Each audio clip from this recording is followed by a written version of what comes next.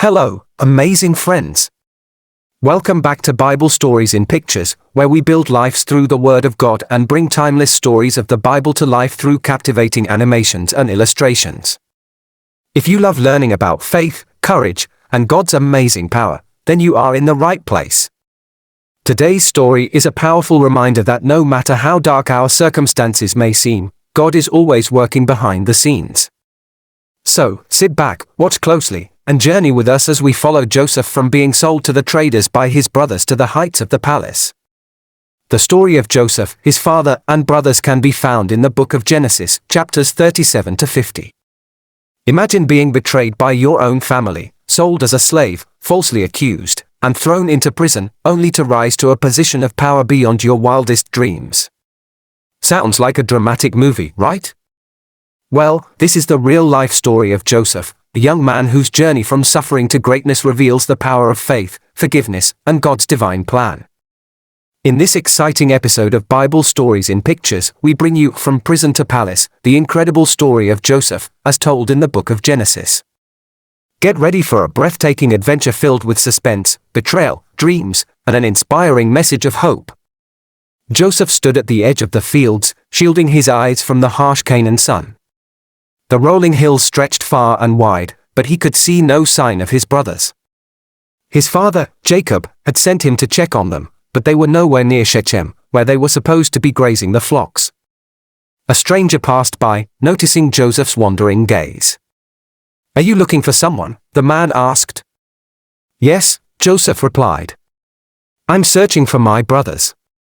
They were tending my father's flocks here." The man nodded. "I heard them say they were going to Dothan." Joseph sighed and adjusted his coat, his father's gift, a magnificent robe of many colors that set him apart from his brothers. His father's favorite. That fact alone had made his brothers resent him. But Joseph was oblivious to how deep their hatred ran. The trouble had begun with his dreams. One night, Joseph had dreamed that he and his brothers were binding sheaves of grain in a field. Suddenly, his sheaf stood upright, while his brothers' sheaves gathered around and bowed down before it. When he shared the dream, his brothers' faces darkened. "You think you're going to rule over us?" Reuben scoffed. "Not a chance."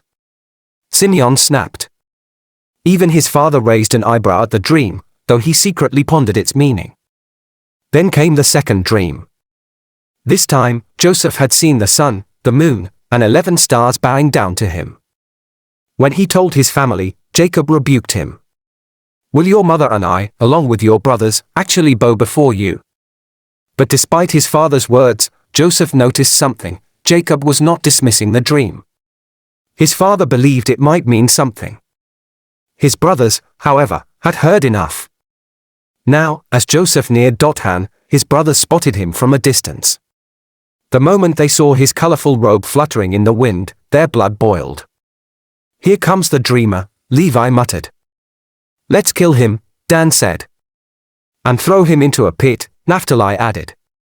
"We'll say a wild animal devoured him. Then we'll see what becomes of his dreams." Simeon sneered. Reuben, the eldest, hesitated. He did not have the heart to kill Joseph. "Let's not shed his blood," he reasoned.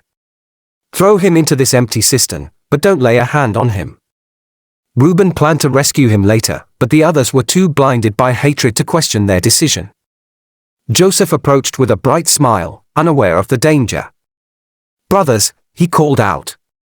"Father sent me to check on you." Before he could say another word, strong hands grabbed him. He struggled, but they outnumbered him. "What are you doing?" he gasped. They ripped off his robe, the beautiful coat their father had given him, and tossed him into the deep, empty cistern. He hit the ground hard, bruising his arms and legs. Dust filled his lungs as he struggled to breathe. Above him, his brothers laughed. "You won't be ruling over us now, will you?" Zebulun jeered. Joseph shouted for help, but his brothers only sat down to eat, ignoring his desperate cries. A caravan of Ishmaelites appeared in the distance, their camels laden with spices and goods bound for Egypt. Judah's eyes gleamed with an idea. "Why kill him and cover it up? What will we gain?" Let's sell him instead. After all, he is our brother." The others nodded in agreement. The traders stopped, their dark eyes scanning the ragged group of shepherds. "What do you have to offer?" Joseph's heart pounded as his brothers hauled him out of the pit. He struggled, but their grip was firm. "How much will you give us for this slave?" Judah asked. The traders smirked. 20 pieces of silver." The brothers nodded. The deal was done. Joseph watched in horror as coins exchanged hands. Shackles were locked around his wrists. He turned to his brothers, eyes pleading. "Please, don't do this." But his brothers looked away. As the Ishmaelites pulled him toward their camels, Joseph's heart broke. He had been betrayed, by his own flesh and blood. He was no longer a free man. No longer his father's beloved son. He was a slave. And Egypt awaited him. After Joseph's brothers sold him to the Ishmaelites, he was taken far from his home in Canaan to Egypt. There, he was sold as a slave to a powerful Egyptian officer named Potiphar, the captain of Pharaoh's guard. Though Joseph was now a servant in a foreign land, God was with him, blessing everything he did. Potiphar soon noticed Joseph's wisdom, honesty, and hard work. He saw that everything Joseph touched seemed to prosper. Trusting him completely, Potiphar put Joseph in charge of his entire household, making him responsible for all his affairs. Under Joseph's care, Potiphar's house flourished, and God's blessing extended to everything he owned. However, trouble was brewing. Potiphar's wife took notice of Joseph. She found him handsome and tried to tempt him into sin. But Joseph was a man of integrity. He refused, saying, "How could I do such a wicked thing and sin against God?" No matter how many times she tried, Joseph stood firm, staying away from her as much as possible. One day, when Joseph was working inside the house, Potiphar's wife grabbed his cloak and begged him to be with her. Joseph knew he had to escape, so he fled, leaving his cloak behind. Humiliated and furious, Potiphar's wife screamed and lied to the household, claiming that Joseph had tried to be with her. When Potiphar came home, she showed him the cloak and repeated her false story. Potiphar was angry and had Joseph thrown into prison. But even in prison, God was with Joseph, showing him kindness and granting him favor in the eyes of the prison warden. Though falsely accused and locked away, Joseph's journey was far from over. God had a greater plan for him. One evening, as Joseph sat on the stone floor of his cell, he overheard murmurs from two new prisoners, the king's cupbearer and baker. They had been thrown into prison by Pharaoh himself, though neither knew their fate. That night, both men had troubling dreams. In the morning, Joseph noticed their downcast faces. "Why do you look so troubled?" he asked. "We have had dreams," the cupbearer said. "But no one can interpret them." Joseph's heart stirred. He knew that dreams had meaning, for God had once given him dreams of his own, visions of greatness that had seemed impossible in his current state. "Interpretations belong to God," Joseph said. "Tell me your dreams." The cupbearer spoke first. "In my dream, I saw a vine with 3 branches. It budded, blossomed, and its clusters ripened into grapes. I took the grapes, pressed them into Pharaoh's cup, and placed the cup in his hand." Joseph listened intently. Then, with confidence, he said, "The 3 branches are 3 days. Within 3 days, Pharaoh will restore you to your position, and you will once again place the cup in his hand. But when you are free, remember me. Speak of me to Pharaoh and get me out of this prison." The baker, encouraged by the good interpretation, eagerly shared his dream. "I saw 3 baskets of bread on my head.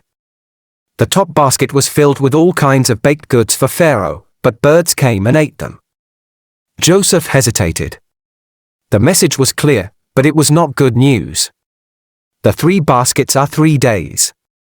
In 3 days, Pharaoh will have you executed, and the birds will eat your flesh. 3 days later, Joseph's words came to pass. The cupbearer was restored, and the baker was executed. Yet, as time passed, the cupbearer forgot about Joseph. Days turned into weeks, weeks into months, and months into 2 long years. One fateful night, Pharaoh himself was disturbed by dreams. In his first dream, 7 sleek, healthy cows emerged from the Nile, only to be devoured by 7 gaunt, ugly cows. In his second dream, 7 full, ripe heads of grain were swallowed by 7 withered, wind-scorched heads. None of Pharaoh's magicians or wise men could interpret the dreams, and the great ruler became troubled. It was then that the cupbearer suddenly remembered Joseph. "Pharaoh, I must confess my forgetfulness. When I was in prison, there was a Hebrew man who interpreted my dream, and it came true just as he said. Perhaps he can help." Without hesitation, Pharaoh summoned Joseph. Joseph, unshaven and clothed in rags, was rushed from the prison. He was bathed, given fresh garments, and led before the mighty Pharaoh. Standing in the great hall, surrounded by powerful men, Joseph remained calm. "I have heard you interpret dreams," Pharaoh said. "It is not in me," Joseph replied humbly.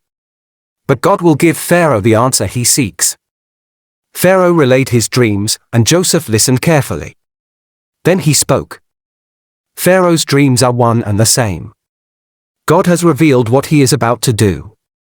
The 7 healthy cows and the 7 full heads of grain represent 7 years of abundance. The 7 gaunt cows and the withered heads of grain represent 7 years of famine. The famine will be so severe that the years of plenty will be forgotten. The reason Pharaoh had the dream twice is that the matter has been firmly decided by God, and it will happen soon.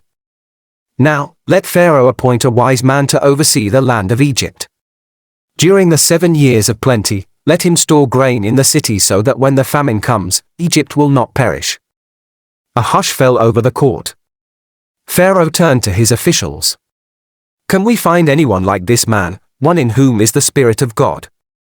Despite facing betrayal, hardship, and injustice, Joseph remained faithful, and in the end, he saw how everything, yes, even the painful moments, worked together for good. His story reminds us that no matter what trials we face, God is always in control, turning what others meant for evil into something good. The story of Joseph will continue in the next video. There are more intriguing, interesting, and inspiring lessons to learn from Joseph's life. Make sure you watch the part 2 of Joseph's story so that you receive the full blessing from the story. Did you enjoy today's story? If you did, don't forget to give this video a thumbs up, leave a comment and share it with your family and friends. And if you haven't already, hit that subscribe button and turn on the notification bell so you never miss a new episode of Bible Stories in Pictures. We have more inspiring and faith-filled stories coming your way. So, until next time, remember, God's plans are always bigger than our fears. See you in the next video. Bye.